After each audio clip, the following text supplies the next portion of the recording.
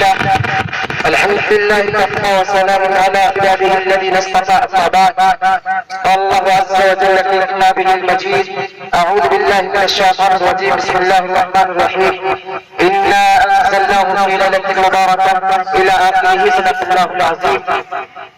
May praise be to Allah, the Creator of the world, and peace and blessings be upon His Prophet Muhammad, the head of all messengers, upon his family and on his companions. سب سے پہلے میں آپ حضرات کو بتا دینا مناسب سمجھتا ہوں کہ مجھے جو وقت ملا ہے وہ بہت حکم ملا ہے.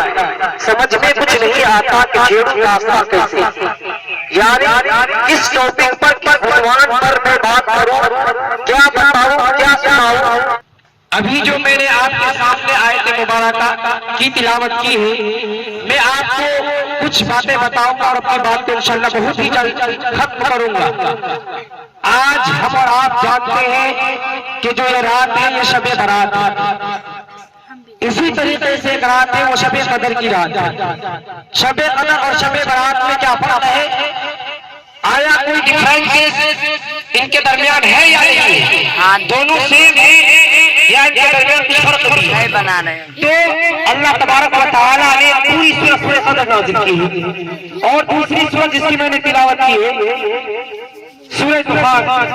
ان دونوں کے اندر اللہ تبارک و تعالیٰ نے کچھ باتیں بیان کی ہیں. پہلی سورت میں واضح ہے، آیا ہے، بیان ہے اس کے اندر یہ بات بالکل مکمل طور پر کہ ہم نے اس قرآن کو نازل کیا ہے لیلۃ القدر میں، یعنی شب قدر میں، اس میں شب قدر میں. اور یہ دوسری جو صورت ہے انا انزلناہ فی لیلۃ مبارکہ کہ ہم نے اس قرآن کو نازل کیا ہے بابرکت والی رات میں. اس آیت کے بارے میں اختلاف محدثین کا، مفسرین کا کہ اس لیلۃ مبارکہ سے کیا مراد. تو اس میں علماء کے دو گروہ ہیں، دو طبقہ ہیں. کچھ لوگ یہ کہتے ہیں کہ اس لیلۃ مبارکہ سے مراد بھی شب قدر ہے، اور کچھ کہتے نہیں شب برات ہے. تو خیر کچھ بھی مراد ہو، لیکن میں آپ کو صحیح طور پر اور اپنے حساب سے جو بتانا چاہ رہا ہوں اس چیز کو آپ غور سے سنیں. اللہ تبارک و تعالیٰ نے قرآن مقدس کو آسمان دنیا پر لوح محفوظ سے جو اتارا ہے وہ شب قدر میں اتارا ہے، یعنی لیلۃ القدر کے اندر. لیکن جو شب برات ہے اس رات کی بھی احادیث کے اندر بہت زیادہ فضیلت ہے. اس رات کی بھی جو آج کی رات ہے بہت زیادہ حدیث کے اندر فضیلت ہے. فضیلت کیا ہے کہ اس رات کے اندر بھی اللہ تبارک و تعالیٰ فرشتوں کے ذریعے سے جو لوگ مریں گے، جن کو جتنا رزق ملے گا، غرض کے جو چیزیں نکلے گی وہ ساری چیزیں لکھواتے ہیں. لیکن اب یہاں پر اجتماع ہو جاتا ہے دو چیزوں کا کہ اس رات میں بھی لکھتے ہیں، اس رات میں بھی لکھتے. کیا مطلب ہے؟ یعنی ٹکراؤ ہے، تضاد. تو اس تضاد کو علامہ اشرف علی تھانوی رحمۃ اللہ علیہ نے اپنی کتاب بیان القرآن کے اندر دفع کیا ہے، ختم فرمایا ہے. اور میں آپ کو سمپل طریقے سے بتاؤں گا کہ کیسے ختم فرمایا. حضرت نے فرمایا کہ اللہ تبارک و تعالی آج کی جو رات ہے شب برات، اس رات میں اجمالاً شیڈیول بنا لیتے، خاکہ بنا لیتے ہیں کہ کن لوگوں کو کتنا رزق ملے گا، کون لوگ اس سال مریں گے اور کون لوگ زندہ ہوں گے اور پیدا ہوں گے.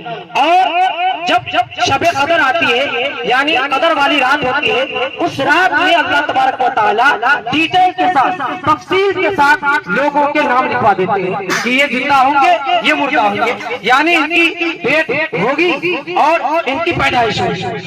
تو جیسے کوئی آدمی شادی کرتا، کس کی؟ بیٹی کی شادی کرتا ہے کہ نہیں کرتا ہے؟ تو ایک مہینہ پہلے تاریخ طے کرتا ہے کہ اگلے مہینے کے اندر کیا کریں گے، ہم اپنے بیٹی کی شادی کریں گے.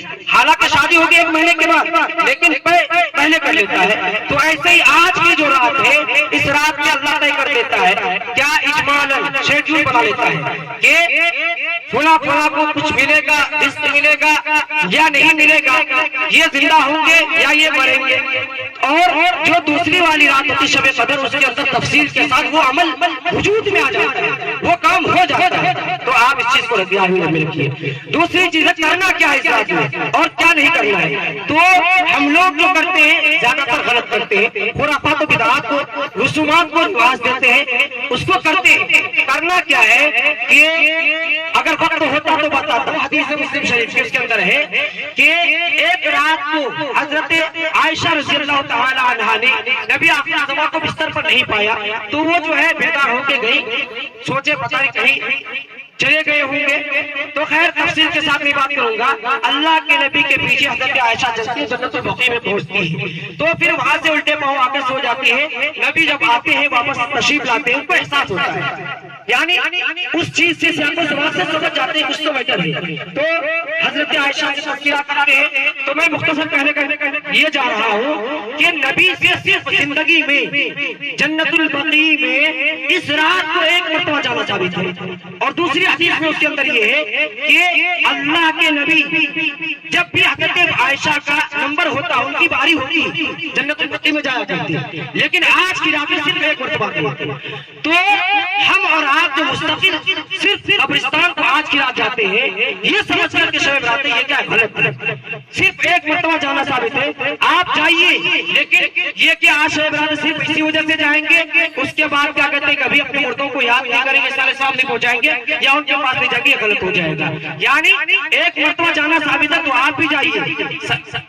اور تیسرا کام کیا ہے, روزہ رکھنے کا ہے. اس کے اندر بھی غلط فہمیاں بہت زیادہ ہے. روزہ بس آخری بات ہے, روزہ رکھنے کا مسئلہ کیا ہے. سب سے پہلے چیز ہے مستحب کس کو کہتے ہیں. مستحب کہتے ہیں جس کو کرے تو ثواب, نہ کرے تو کوئی بات نہیں, یعنی عذاب بھی نہیں ہوگا. تو آج کی جو رات ہے اس کے بعد جو دن آئے گا اس دن کے اندر روزہ رکھنا کیا ہے, مستحب. کیا ہے, مستحب ہے. اگر رکھیں گے فبیہا و نعمت, بہت اچھی بات ہے. نہیں رکھیں گے تو کوئی حرج نہیں ہے, گناہ بھی نہیں ہوگا. سمجھنے کی سمجھنے. تو انشاءاللہ آپ لوگ ان چیزوں کو کیجئے, چراغاں نہیں کیجئے, موم بتیاں مت جلوائیے, حلوے نہ بنائیے نہ پکائیے. یہ سمجھ کر کہ آج شب برات ہے اس وجہ سے ہم یہ کھا رہے ہیں. اللہ نے آپ کو ساتھ دے رکھی, ہر دن کھائیے, پورے سال کھائیے, کسی نے آپ کو روکا ہے, شریعت نہیں روکتی آپ کو. تو کہنے کا مقصد یہ ہے کہ آپ ان چیزوں کو ذہن میں رکھیے اور یہ دین کی جو باتیں ہیں اس کو جب بھی کہیں پر جائیے صحیح معنی میں کیا کیجیے, سنیے اور عمل کرنے کی کوشش کیجیے. اللہ تعالیٰ کہنے سے زیادہ میں نصیب فرمائے.